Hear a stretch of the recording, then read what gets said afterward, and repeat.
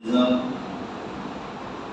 সুবহানাহু ওয়া তাআলা করবেন কোটি শুকরিয়া যে মহান রব্বে কারীম আমাদেরকে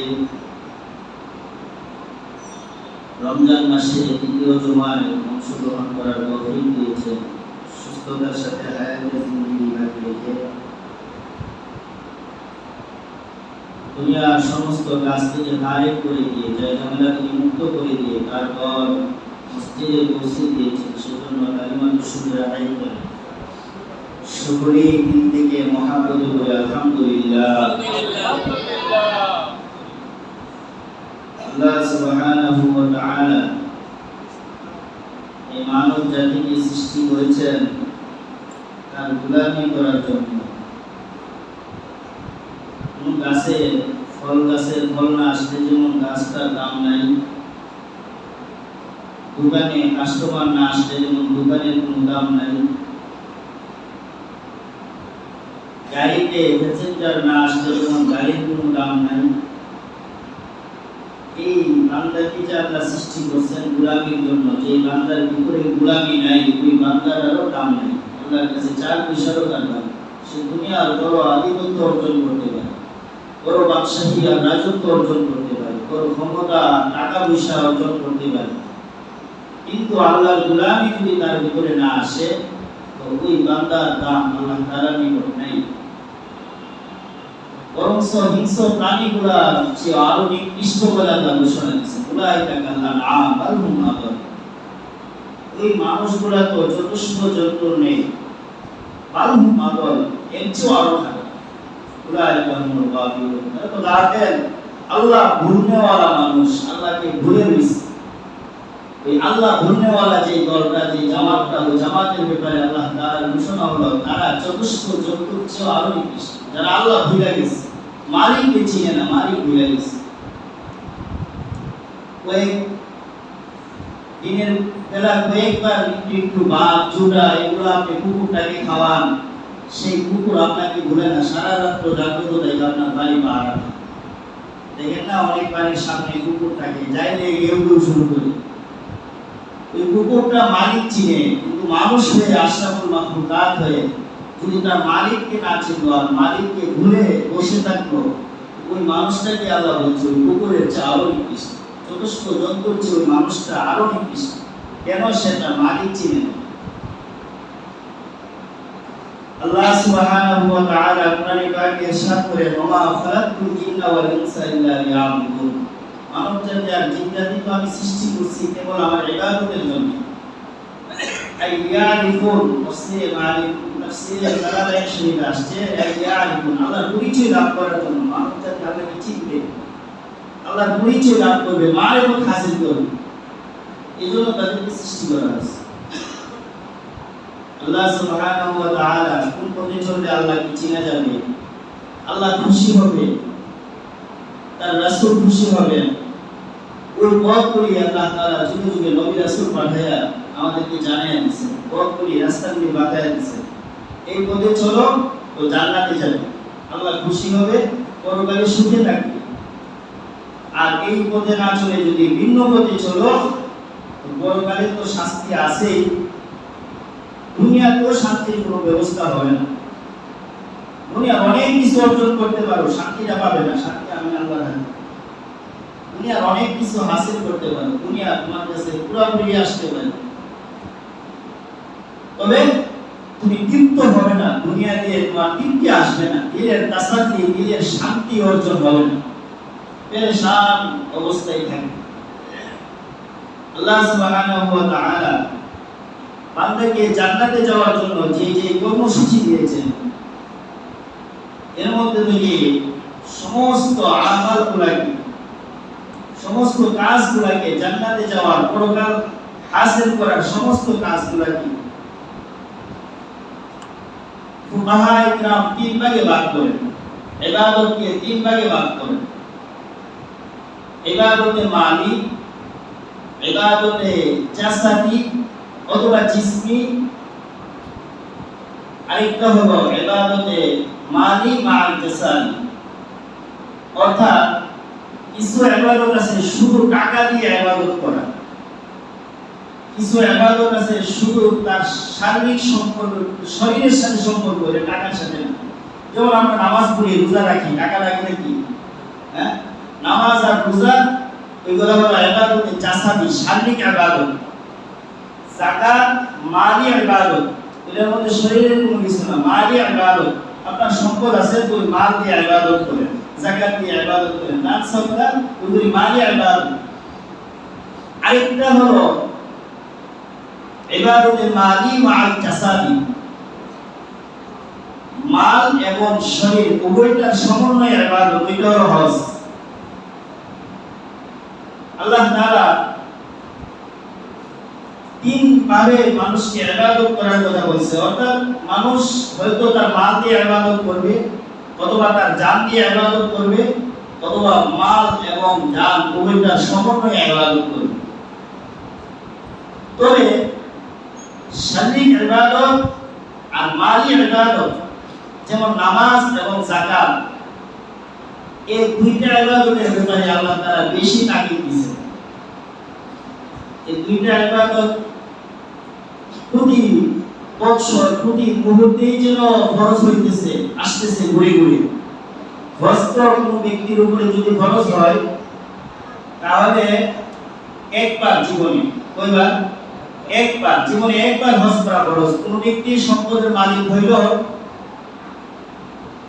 যে পরিমাণ সম্পদ হইলে তার উপরে হজ ফরজ হয়, ওই পরিমাণ সম্পদের মালিক সে হয়েছে এবং একবার হজ করে গেছে, তো এরপরে যদি তার সম্পদ এর চেয়ে আরো বেশি হয়, আরো বাড়তি হয়, তাহলে দ্বিতীয়বার হজ করা তার উপরে আর ফরজ না, একবারই ফরজ। আর যেহেতু হজের বিষয়টা মানুষ আবেগের সাথে, মানুষ শখের সাথে হজ করতে চায়, মনে চায়, মক্কা মদিনা দেখি, একটা রাষ্ট্র সফর হইল, এটা স্বাভাবিক মাল থাকলে করে নেই। এই কারণে হজ ইসলামের 5টি স্তম্ভ, খুঁটি থেকে হজ একটা স্তম্ভ, এটা 5 নম্বরে। হজের ব্যাপারে আয়াত কমিয়ে আনছে আল্লাহ তাআলা কোরআনে। তো নামাজ আর যাকাত, যে নামাজ প্রতিদিনই 5 বার আপনার আর আমার উপরে ফরজ হইতেছে, বালেগ হওয়ার পর থেকে। যদি কারো আলামত পাওয়া যায় 12 বছরের পর থেকে নিয়ে 15 ভিতরে আলামতে গুরুত যদি পাওয়া যায়, বালিগ হওয়ার আলামত পাওয়া যায়, তো যে দিন পাওয়া গেছে, মনে করেন কোন ব্যক্তি সকালে 10টার সময় সে ঘুমাইছে, দিনের বেলা ঘুমাইছে, ঘুমানোর পরে সে 12টার সময় ঘুম থেকে জাগ্রত হয়েছে, এমন অবস্থায় তার ঘুমের ভিতরে তার স্বপ্নদোষ হয়েছে, ইহতিলাম হয়েছে, আগে জাগ্রত ইহতিলাম, ওই ছেলেটা বালিগ হয়ে গেছে।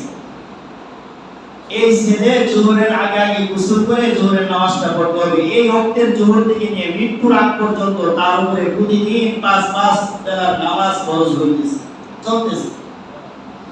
কথা বুঝতে পারছি? যে বালিগ হওয়ার পর থেকে নিয়ে যেই সময় বালিগ হয়েছে, ওই সময় থেকে নিয়ে এরপরে যে নামাজটা আসবে, ওই নামাজ থেকে নিয়ে পরবর্তীতে তার হায়াতের জিন্দেগিতে যত বছর সে বেঁচে থাকবে, প্রতি বছর প্রতিদিন তার উপরে 5 বেলার নামাজ ফরজ তার পড়তে হবে বাধ্যতামূলক। এবং সে যদি মালের মালিক হয়,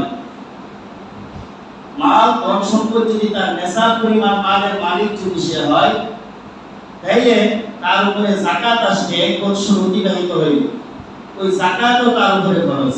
আল্লাহ তাআলা কোরআনে 82 জায়গায় আকিমুস সালাহ ওয়া আতুজ যাকাত, নামাজের পাশাপাশি যাকাতের কথা বলছে। আর আমাদের সমাজে দেখা যায় নামাজ, রোজা, হজ, যাকাত, আমরা এভাবে বলি না, নামাজ, রোজা, হজ, যাকাত। যাকাতটাকে সবার করে নিয়ে রাখছে, কেন? সমস্যা, যাকাত দিতে গেলে মাল খরচ হইব, মালের একটা অংশ দিয়ে দিতে হয়, যাদের বেশি টাকা, এটা তো বেশি মুসিবত। অনেক দেখা যায়, হ্যাঁ, 1 কোটি টাকার মালিক হইলে 2.5 লক্ষ টাকা যাকাত আসবে, 2.5% সরকারে 2.5%। 1000 টাকার মালিক হলে কত আসবে? হ্যাঁ, 25 টাকা নাকি? 1000 টাকায় 100 টাকায় 2.5 টাকা, 100 টাকায় 2.5 টাকা হইলে 1000 টাকায় কত আসে? 25 টাকা। এলে 1000 টাকা 100 টাকা 2.5 টাকা হইলে 1000 টাকা 25 টাকা, 2000 টাকা 50 টাকা। এইভাবে 1 লক্ষ টাকা 2.5 টাকা। 1 লক্ষ টাকা হইছে তো 2.5 টাকা তো কি আসবে? যাকাত আসবে। এই যাকাত দেওয়ার ব্যাপারে আমরা সবচেয়ে বেশি গাফেল। নামাজ তো আমাদের সমাজে পড়নেওয়ালা দেখা যায়, মানুষ তো নামাজ পড়ে, যাকাত দেওয়ার ব্যাপারে মাসআলা, যাকাতের মাসআলাও কঠিন এবং যাকাতের ব্যাপারে মানুষ কাফেরও বেশি। এই কারণেই তো আল্লাহ কোরআনে যাকাতের তাকিদ দিয়েছে বেশি। যাকাতের ব্যাপারে যত জায়গায় সালাতের কথা আছে, নামাজের কথা আছে, পাশাপাশি যাকাতের কথা আছে। তোমরা যাকাত আদায় করো, নামাজ কায়েম করো, যাকাত আদায় করো। ইসলামের 5টা স্তম্ভ থেকে একটা হলো যাকাত আদায় করা। যাকাত এমন একটি ইবাদত, যে ইবাদতের ব্যাপারে আপনি যাকাতকে এই কথা ভাবলে হবে না যে আমি তো যাকাত আদায় করছি, তার উপরে ইহসান করছি। যে গরিবকে আপনি যাকাত দিলেন, তার উপরে আপনি ইহসান করছেন, এই ধরনের চিন্তা ফিকির করাটা ভুল হবে। কেন? আপনার ভাবতে হবে সে আমার প্রতি ইহসান করছে। বলে কিভাবে? আমার ফরজিয়ত আদায় করার জন্য একটা রূপ পাইছি, যদি তারে না পাইতাম আমার যাকাতের টাকা দিতাম কোথায়? ইসলামী হুকুমত যখন চলতেছে, হযরত ওমর ফারুক রাদিয়াল্লাহু আনহু ওনার জামানায় এসা এমন এক পরিস্থিতি হয়েছে যে মক্কা এবং মদিনাতে একজন লোক খুঁজে পাওয়া যায় না যে তাদেরকে যাকাত দেওয়া যাবে। সবাই বড় লোক হয়ে গেছে, সবাই বড় লোক হয়ে গেছে। আপনি একটু চিন্তা করে দেখেন, আমাদের বাংলাদেশে আল্লাহ তাআলা কোরআনে এই কথাটা বলে দিয়েছে, খুয মিন আমওয়ালিহিম সাদাকাতান তুতাহহিরুহুম ওয়া তুযাক্কিহিম ওয়া সাল্লি আলাইহিম। হে নবী, আপনি আপনার নিজ দায়িত্বে, রাষ্ট্রপ্রধানকে আল্লাহ রাসূল রাষ্ট্র পরিচালনা করে, রাসূলকে আল্লাহ তাআলা আয়াত নাযিল করে জানায় দিয়েছেন, হে নবী, আপনি আপনার দায়িত্ব নিয়ে লোক দিয়ে পুরা দেশ থেকে যারা নেশাবের মালিক, যাদের উপরে যাকাত খরচ হয়েছে, তাদের মালগুলা হিসাব করে করে যে পার্সেন্টেজ আমি দিছি 40 ভাগের 1 ভাগ, ওই হিসাবে আপনি যাকাত আদায় করেন। যাকাত আদায় করে তাদের গরিবদেরকে, অর্থাৎ মুসলমান, মনে রাখবেন যাকাতের টাকা যদি কোনো বেদিনকে দেওয়া হয় যাকাত আদায় হবে না। যাকাতের টাকা মুসলমানকে দিতে হবে। মুসলমান ফকিরদের মধ্যে, গরিবদের মধ্যে আপনি বিলি করে দেন। এই সিস্টেম যখন চালু হয়েছে, এই সিস্টেম অনুপাতে যাকাত রাসূলুল্লাহ সাল্লাল্লাহু আলাইহি ওয়াসাল্লাম মানুষের কাছ থেকে আদায় করতেছে এবং রাষ্ট্রীয়ভাবে গরিবদের কাছে যাকাতের টাকা পৌঁছে দিচ্ছে। এক পর্যায়ে ওমর রাদিয়াল্লাহু তাআলা আনহুর খেলাফত আমলে আইসা এমন হয়েছে যে মক্কা মদিনাতে লোক পাওয়া যায় না যাকাত দেওয়ার জন্য, লোকই পাওয়া যায় না, সবাই বড় লোক হয়ে গেছে। আপনি দেখেন উলামারা যারা যাকাতের হিসাবটা একটু বলে নেই। 52.5 তোলা রূপা, 52.5 ভরি রূপা যদি কারো কাছে থাকে, হাওয়ায় যে আসতি, অর্থাৎ দৈনন্দিন চলতে ফিরতে যে জিনিসগুলো লাগে এইগুলা ব্যতীত, যেমন খাবারের খালি বাতিল আছে, একটা থাকার ঘর আছে, খাট আছে, একটা ফ্রিজ আছে যেটা ব্যবহার করতেছেন, এইগুলা ব্যতীত, মানে একেবারে নিত্য প্রয়োজনীয় জিনিস ব্যতীত, তবে টিভি কিন্তু নিত্য প্রয়োজনীয় জিনিসের অন্তর্ভুক্ত না, ওইটা যাকাতের অন্তর্ভুক্ত আসবে, মালের ভিতরে আসবে। আপনি 5,000 টাকা বেতন পান, 1.5 লাখ টাকার মোবাইল চালান, এটা আপনার জন্য মানায় না, এই কারণে ওই মোবাইলের উপরে যাকাত আসবে। বুঝতে হবে মাসআলা এখানে কঠিন। যেই পর্যায়ে কেউ যদি 5 লাখ টাকা প্রতি মাসে কামাইতেছে, তো তার একটা গাড়ি টাকাই স্বাভাবিক, একটা গাড়ি নিয়ে ঘুরতে পারে, তার গাড়ির মধ্যে যাকাত আসবে। আবার একটা গাড়ি সুদের উপরে টাকাই না, গাড়ি চালান, গাড়িটা কিনছিল হালাল টাকা দিয়ে, সুদের টাকার উপরে আবার যাকাত আসবে না। আপনার এই ক্ষেত্রে ছাড় আছে। হারাম টাকার উপরে যাকাত আসবে না, কারণ হারাম টাকার মালিক তো আপনি হইছেনই না, যাকাত আসার টাকা মালিক হওয়া শর্ত। আপনি তো এর মালিক না, তার মালিকের কাছে পৌঁছে দেন, আপনি নাফরমান। এই টাকা দিয়ে এবাদত করতে আইছেন, সুদ খায়া বড়লোক হইছেন, সুদের টাকা দিয়ে টাকা জমাইছেন, তো ওই টাকা মালিকের কাছে ফেরত দেন, ওই টাকা দিয়ে যাকাতের চিন্তা করেন না, এখন আর নিজের দামও বুঝায় না। তাইলে সুদের টাকা দিয়ে হবে না, নিজের টাকা দিয়ে গাড়ি কিনছেন, নিজের টাকা দিয়ে যদি গাড়ি কিনে আর গাড়ি চালানোর মতো ব্যক্তিত্ব সে অর্জন করছে, তার গাড়ির প্রয়োজন, বিভিন্ন জায়গায় তার সফর করতে হয়, ওই গাড়ির জাকাত আসে। আরেকজন গাড়ি কিনছে বাবুগিরি করার লাগে, আসলে আর গাড়ি এই গাড়ির উপযুক্ত সে না, তো তাই তোর জাকাত গাড়ির উপরে হয়। অনেকে কয়ে তো গাড়ি নিয়ে বাবুগিরি করবি, কোনদিন পরে বাপের দিয়ে দেওয়া যে সম্পদ আছে সব ইচ্ছা শেষ করে আছে না। এমন জাকাত ওয়াজিব হওয়ার জন্য কয়েকটা শর্ত আছে। মুসলমান হইতে আকেল বালেগ, এই দুইটা হানাফি মাযহাবের শর্ত। সম্পদ নেশাব পরিমাণ মালিক হইতে হইব, সম্পদ নিজের অধীনে থাকতে হইব, অন্যের কাছে আছে। মনে করেন আমি 1 লক্ষ টাকা একজনে দিলাম, সে আমার টাকাটা ফেরত দিবে বলে আমি আশা করতে পারি না। যে লোকের কাছে গেছে টাকা আদায় করতে পারবো বলে আমার আশা নাই, ওই টাকার উপরে জাকাত আসে। আর একজনে 1 লক্ষ টাকা এমনি আমি ঋণ দিলাম, সে আমার টাকা আদায় করে দিবে, তো তার কাছে থাকা অবস্থায় ওই টাকা 1 বছর অতিবাহিত হলে আমার জাকাত আদায় করতে হবে। ঠিক তেমনি ভাবে এই যে আমাদের দোকান নেই, সিকিউরিটি নেই, সিকিউরিটি এই মাসটারা সবাই ভালো করে শুনি। দোকানে সিকিউরিটি নেই না, আমরা 3 লাখ টাকা 5 লাখ টাকা, ওই সিকিউরিটি যদি অ্যাডভান্স ভাড়া হিসাবে দেওয়া হয়, সিকিউরিটি যদি অ্যাডভান্স ভাড়া হিসাবে দেওয়া হয়, তাহলে ওই সিকিউরিটি থেকে ভাড়া কাটবে, জাকাত আসবে না। আর যদি এটা অ্যাডভান্স রাখা হয়, তার কাছ থেকে দোকান ছাড়ার দিন আবার নিয়ে আসবো আর ভাড়া এভাবে চালায়া যায়, ওই টাকাটা তার কাছে আছে, আমার মালিকানায় আছে, তো এই কারণে আমার জাকাত দিতে হবে। 40 ভাগের 1 ভাগ ওইটার জাকাত কাটতে হবে প্রতি বছর। ওয়াসাস হাজির, তাইলে হাওয়ায় যে আসতিয়া একবারে নিত্য প্রয়োজনীয় জিনিস ব্যতীত, যা আমার চলতে ফিরতে লাগে প্রতিদিন দৈনন্দিন আমার ব্যবহারের জিনিসগুলো ব্যতীত আমার যে মাল সম্পদ আছে ওইগুলা যদি হিসাব করে নেশাব পরিমাণ মালের মালিক আমি হয়, তাহলে অবশ্যই আমার উপরে জাকাত আসে। এই হিসাবে আমাদের সমাজে অনেকের উপরে জাকাত আসে, কিন্তু আমরা এটার তাড়াতাড়ি না, হিসাব করতেই রাজি না।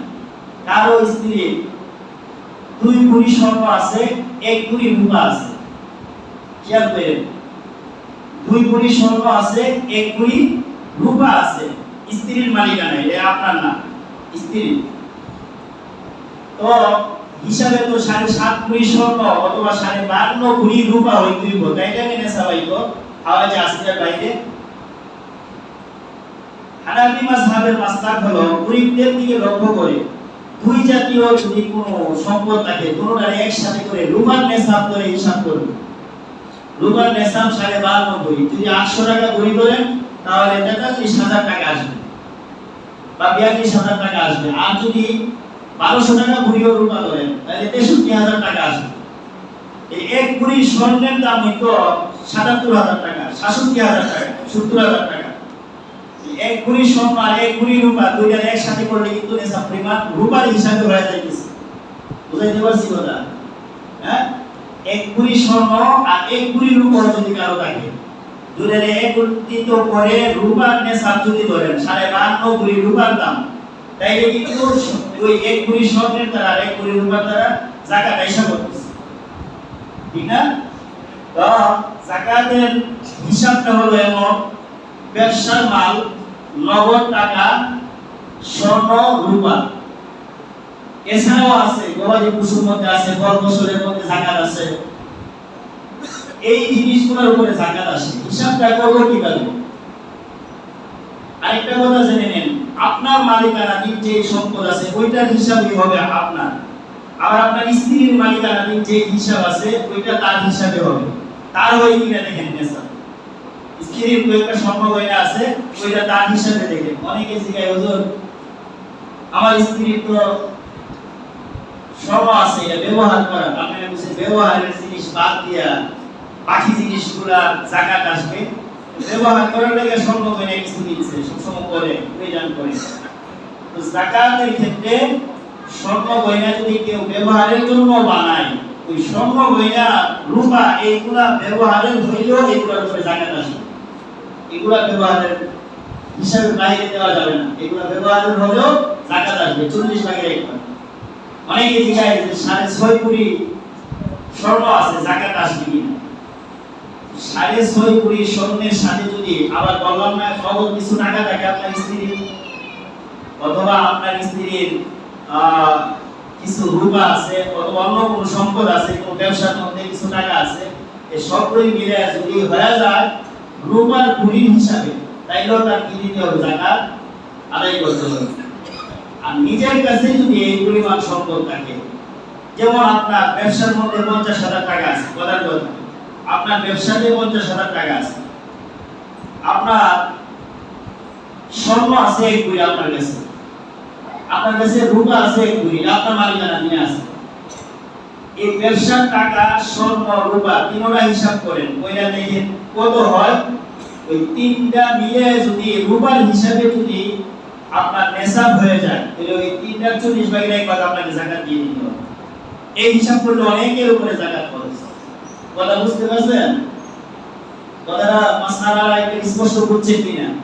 আপনার হাওয়ায় যে আসলিয়া ব্যবহারের জিনিস ছাড়া যত সম্পদ আছে ওইগুলাকে আপনার 1 বছর অতিবাহিত হইব, 1 বছর অতিবাহিত হইছে, আপনি একটা একটা করে লিখে হিসাব করেন। ব্যবসা মালের ক্ষেত্রে একটা জিনিস মনে করেন 50,000 টাকা দিয়ে ব্যবসা শুরু করছেন এই বছর রমজানের পর দিয়ে, আগের বছর রমজান আসার পরে এই ব্যবসাটা বাড়তে বাড়তে 1 লক্ষ টাকা হয়েছে। তো প্রতিদিনই তো কিছু না কিছু লাভ হয়েছে। হ্যাঁ, একবারে শেষ দিন বা শেষ মাসে যে লাভটা হয়েছে ওই লাভটা তো 1 বছর এখনো হয়নি, হয়েছে? হয় নাই? তো মাসআলা হলো আসলের হুকুমে এই ফরাটা থাকবে, অর্থাৎ আসলটা তো 1 বছর হয়েছে, মূল ধনটা যে আপনি ব্যবসা ঢুকাইছিলেন ওইটা তো 1 বছর হয়েছে, ওইটার দ্বারা যত লাভ আসবে ওই লাভগুলো 1 বছর হওয়া জরুরি না, ওই মূল ধনের সাথে যত লাভ আসবে ওইগুলো সহ 40 ভাগের 1 ভাগ যাকাত দিতে হবে। ওটা বুঝতে পারছেন কি? তাইলে আমাদের সমাজে যাকাত নিয়ে বড় অবহেলা করে। আল্লাহ যে রাসূলকে বলছেন হুজমিন আমওয়ালিহিম সাদাকাতান তুতাহহিরুহুম ওয়া তুযাক্কিহিম, এ রাসূল আপনি তাদের কাছ থেকে সদকা নেন, যাকাত নেন, যাকাত আদায় করে তাদের মালগুলোকে পবিত্র করেন। যাকাতের এক অর্থ হলো পবিত্র করা, যে যাকাত দিল তার মালটাকে পবিত্র করেন। আপনি তাদের কাছ থেকে নিয়ে উঠিয়ে আপনি যাকাত গরিবদের মধ্যে বিলি করে দেন। রাষ্ট্রীয়ভাবে যদি এই দায়িত্বটা পালন করে, আমাদের রাষ্ট্রীয় যদি পালন করে, আপনাদের কি ধারণা বাংলাদেশে 2-3 বছর পরে আর গরিব পাওয়া যাবে? যে পরিমাণ টাকার মালিক বাংলাদেশে আছে, যদি রাষ্ট্রীয়ভাবে প্রত্যেকের হিসাব করে করে, মালের হিসাব করে করে সবার যাকাত এই পার্সেন্টেজ হিসাবে 40 ভাগের 1 ভাগ হিসাবে যদি সবার থেকে যাকাত আদায় করে গরিবদেরকে দেওয়া হয়, তাইলে কি কেউ গরিব থাকবো? আর থাকতো না, অবশ্যই থাকতো না। এটা ইসলামের সুন্দর একটা নীতি, একটা সিস্টেম। তবে বাংলাদেশে এই দায়িত্ব দিলে আর এইভাবে উঠায় নিলে খুব সন্দেহ লাগে, যারা উঠায় নিবে এনে আবার বাইরে গিয়ে বাড়ি করবে, এই টাকা দিয়ে গরিব আর পাইতো না। ঠিক না বিষয়টা? এই যে করোনার সময় কত দান সদকা আইছে বিভিন্ন রাষ্ট্র থেকে, গরিব পর্যন্ত কতটুকু করছে, কতগুলোই তো বড় লোকের পেটে চলে গেছে, এদের বাড়িগাড়ি হয়ে গেছে করোনার সম্পত্তি। মুআজ্জাজ হাজির, যাকাতের ব্যাপারে আল্লাহ তাআলা হাদিসে, আল্লাহ রাসূল সাল্লাল্লাহু আলাইহি ওয়াসাল্লাম হাদিসের মধ্যে ওয়াঈদ দিয়েছে, ওয়াঈদ শাস্তি, আল্লাহ তাআলা কোরআনের মধ্যে ওয়াঈদ দিয়েছে, শাস্তির ঘোষণা দিয়েছে। ইয়াউমা ইউহমা আলাইহা ফি নারি জাহান্নামা ফাতুকওয়া বিহা জিবাহুহুম ওয়া জুরুহুম ওয়া যুহুরুহুম হাযা মা কানাসতুম বিআনফুসিকুম ফাযুকু মা কুনতুম তাকফিরুন। আল্লাহ তাআলা স্পষ্ট কোরআনে বলে দিয়েছেন, ইয়াউমা ইউহমা, সেদিন তোমাদের এই সম্পদ স্বর্ণ আর রূপাগুলোকে জাহান্নামের আগুন দিয়ে গালানো হবে। সীসা যেমন ভাবে গালায়, ওই জাহান্নামের আগুন দিয়ে স্বর্ণ আর রূপাগুলিকে গালাইবে। ফি নারি জাহান্নামা, জাহান্নামের আগুন দিয়ে গালাইবে। ফাতুকওয়া বিহা জিবাহুহুম, আজীব এক শব্দ আল্লাহ কোরআনে নিয়ে আসছেন। তুকওয়া, ছেক দেওয়া, ছেক ইস্তারি করা। আকওয়া ইউকুহি, তুকওয়া এই শব্দ থেকে, অর্থাৎ আমরা ইস্তারি করি না কাপড়, ইস্তারির মতো ইস্তারি করা। আল্লাহ বলেন ওই স্বর্ণ আর রূপাগুলিকে গালিয়ে তোমাদের কপালের মধ্যে আমি আল্লাহ ইস্তারি দিব, ছেক দিব। প্রথম নম্বরে আছে ফাতুকওয়া বিহা জিবাহুহুম, তাদের চেহারার উপরে, এই যে কপালের উপরে প্রথম ছেক দেওয়া হবে।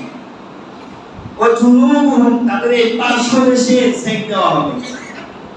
ও ও সুহুরুহুম তাদের পিঠের মধ্যে সেক দেওয়া হবে। তিন জায়গার কথা কেন মুফাসসিরিন ইকরাম লেখেন যে মানুষ যখন বলে যে আপনার তো সম্পদ আছে যাকাত দেন না, তখন সে প্রথমেই চেহারাটা পীড়া করে, চোখটি চেহারা পীড়া করে না, কপাল একবার গইলা ফেলে, না আমার যাকাত দিব, সম্পদ শেষ হয়ে গেছে। এরপরে যদি আবার বলা হয় তো যাও এই যে দেখা যাও এই জায়গাটা দেখা যায়নি, এই কারণে এই জায়গায় সেক দিবেন প্রধান। এরপরে যদি বলে যে আপনি যাকাত আদায় করেন না কেন, তখন ফিস দেয়, এই কারণে বিলের কথা বলছে। এই তিন জায়গার কথা আমরা উল্লেখ করে দিচ্ছি। প্রথম চেহারা পীড়া করে, এরপরে যাও বলে এইভাবে এটা দেখায়া, এরপরে বিট দিয়ে সেটা বলে তুমি দূরে সরো, এই কারণে তিন জায়গার কথা তো আছেই। তাফসীরের কিতাবে দেখেন অন্য জায়গাগুলো কি শাস্তি হবে না? অবশ্যই হবে। আল্লাহ রাসূল সাল্লাল্লাহু আলাইহি ওয়াসাল্লাম হাদিসে বলেন যারা যাকাত আদায় করলো না তাদের এই যাকাতের সম্পদগুলোকে, এই স্বর্ণরূপাগুলোকে সাপ বানানো হবে, বানিয়ে তাদের পা থেকে নিয়ে পেছিয়ে গলা পর্যন্ত উঠবে, গলাকে বেরিয়ে ধরবে, ধরে সাপটার অবস্থা এমন হবে যে বিষাক্তর কারণে এটার পশম বেড়ে গেছে, এমন সাপ হবে, লুপিহীন সাপ, এই যে সরবালা থাকে না এমন বিষাক্তর কারণে, এবং তার এই মাথার উপরে দুইটা কালো দাগ থাকবে বিষাক্ত। ওই সাপটা তার কপালে সুবল দিতে থাকবে আর বলতে থাকবে আনা কানজু আনা মালু, আমি তো তোমার ওই জমা করা মাল, আমি তো তোমার ওই জমা করা সম্পদ, তুমি যে জমা করছিলা ওইটা আমি আজকে তোমাকে মহব্বত করতে আসছি। এইভাবে কিয়ামতের দিন দাঁড়িয়ে দাঁড়িয়ে যাকাত যে না দিছে তার মালের তার হিসাব দিতে হবে। এছাড়াও কোরআনে ও হাদিসে যাকাত না দিলে ভয়াবহ পরিস্থিতি আসছে যে কত শাস্তি। আর যাকাত দিলে লাভ কি হবে? বলে যাকাত যদি কেউ আদায় করে, আল্লাহ তাআলা আরেক আয়াতের মধ্যে বলে দিবেন যদি সে যাকাত আদায় করে আজরুন আযীম, আল্লাহ তাআলার কাছে বড় উজরত পাবে, বড় প্রতিদান আল্লাহ তাআলা তাকে দান করবে। যাকাত তো হিসাবে আমাদের উপরে খরচ, এটা এমনি দেওয়া লাগে, দান সদকা না। আমি বলছিলাম যে আপনি যদি যাকাত দিয়ে মনে করেন ইহসান করছেন, এটা ভুল। আপনার উপরে যে যাকাত দিয়েছে সে ইহসান করছে, কেন আপনার যাকাত আদায় করার জন্য একটা লোক পাইছেন, যদি না পাইতেন আপনার ফরজিয়ত আদায় করলেন কিভাবে?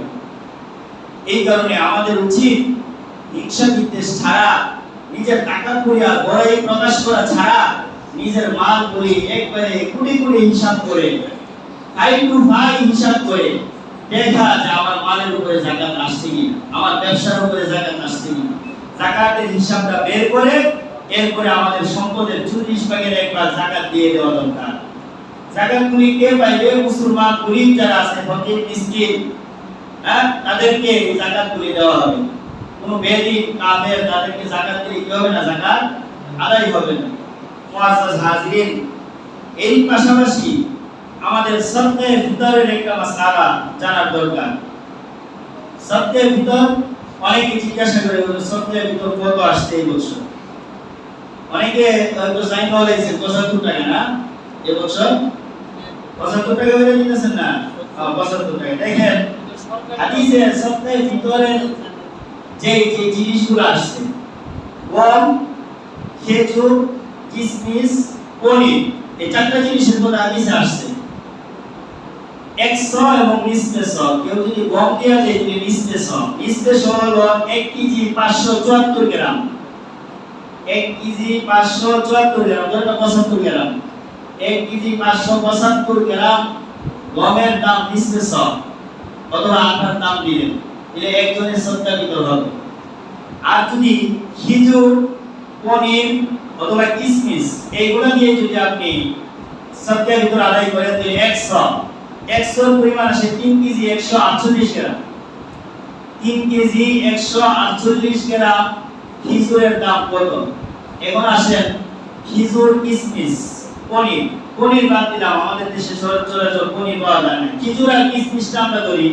খেজুর তো এমন আছে 1200 টাকা কেজি, 1500 টাকা কেজি আছে না? হ্যাঁ, এই 1 কেজি খেজুরের দাম কত? 1500, ধরেন 1000 টাকা সর্বোচ্চ। আচ্ছা, এটাই তো বললাম 1000 টাকা। 1000 টাকা যদি হয় তাহলে 3 কেজির দাম 3000, আরো আছে 148 গ্রাম, অর্থাৎ 150 গ্রাম ওইদিকে, তাহলে 3000 এর উপরে যাইব। যদি আমরা 4500 করে ধরি, 1500 করে ধরি, যে 1 কেজি খেজুর 1500 টাকা, তাহলে 3 কেজি খেজুরের দাম 4500 টাকা, 4000 এর উপরে যাইব। একজনের সবচেয়ে ভিতর ভালো খিচুড়ি দিয়ে আদায় করলে 5,000 5,500 টাকা আসবে। কিসমিস দিয়ে যদি করে কিসমিস কত টাকা কেজি আছে এখন? 400 টাকা। 400। যে কিসমিস যদি 400 টাকা কেজি হয়ে থাকে তাহলে 3 কেজি কিসমিস কত? 3 থেকে 1200 আর 150 গ্রামের তো আছে। তাহলে 1000-1500 টাকা কিসমিস দিয়ে দিলেও আসে একজনের সবচেয়ে ভিতর। আমরা একটা সিস্টেম আমাদের রাষ্ট্রীয়ভাবে ইসলাম ফাউন্ডেশন থেকে ওই যে সর্বনিম্ন গমের টাকাটা নির্ধারণ করে আমরা বই লাগে আর আমরা এটার উপরে দিতে থাকি। এক লোক আছে সে যদি ওই 5,000 টাকা মাথা পিছে সবচেয়ে ভিতর আদায় করে তার সম্পদের একটা তো আদায় করুন কোটি কোটি টাকার মালিক, 100 কোটি টাকার মালিক, 1000 কোটি টাকার মালিক আছে না? এবং এর অনেক সবচেয়ে ভিতর দিতেছে 75 টাকা মাথা পিছে, হয় না? এবং আল্লাহ রাসূল সাল্লাল্লাহু আলাইহি সাল্লামের জামানায় এমন ছিল না। যারা ধনাঢ্য ছিল, টাকা পয়সা বেশি ছিল, এরা ঠিকই যার যার সাধ্য অনুযায়ী যে জিনিসটা দিয়ে দিলে গরিবের উপকার বেশি হবে ওই জিনিসটা দিয়ে দিল। যার যার সাধ্য অনুযায়ী আমরা সবচেয়ে ভিতর দেওয়ার চিন্তা করি। আমরা হিসাবটা বুঝে নিই। যদি কম দিয়ে হয় তাহলে নিষ্পেষ 1 কেজি 574 গ্রাম, অর্থাৎ 1.5 কেজি 74 গ্রাম সাথে থাকবে নাকি? 574 গ্রাম হলে 1.5 কেজি আর 74 গ্রাম, মানে 1 কেজি 600 গ্রামই ধরে নেন।